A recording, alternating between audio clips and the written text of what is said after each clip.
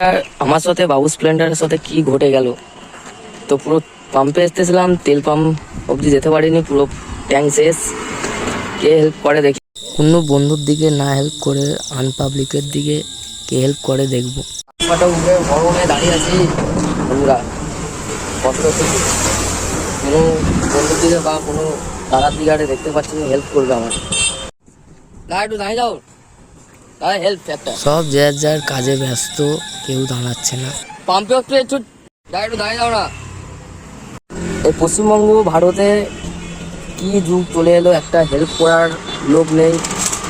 এই হেল্প করবে, ছোটো ভাই দাঁড়িয়ে আছে। আমি যত পাবলিককে দাঁড় করালাম, তারা বললো আমার টাইম নেই, হবে না। সব টাইমেরই ব্যাপার, ছোটো ভাইয়ের হেল্প করতে পারে। আমরা কিন্তু আমাদের মন আলাদা। কেউ ছোটো ভাই বোন কোনো বিপদ আপদে গেলে রাস্তার ধারে আমরা দেখতে পেলে অবশ্যই যাব। এইটাই আমাদের পশ্চিমবঙ্গের মানুষদের কর্ম। মানুষ মানুষকেই দেখবে, এমন হবে বলে জানতাম তাহলে গাড়িটা বার করতাম কি। আগে তেল মারতাম, তারপর গাড়িটা বার করতাম। কে জানে তেল পুরো শেষ হয়ে যাবে।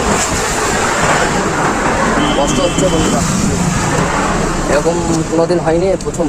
এই ছোটো ভাইটাকে সাপোর্ট করো।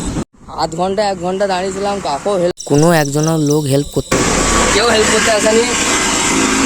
হেঁটে হেঁটে যাচ্ছি, আর বেশি দূর নয়, ISP পাম্প প্রায় চলে এসেছি। এত কষ্ট হচ্ছে, তোমরা একটু সাপোর্ট দাও ভাইটাকে, সেটাই তোমাদেরকে তুলে ধরতেছি। আমি ফেসে গেছি, সেটাই তুলে ধরছি। আমি জানি তোমরা দেখবে নি, তবুও আমি বানাচ্ছি। ভালোবাসা দাও আমাকে।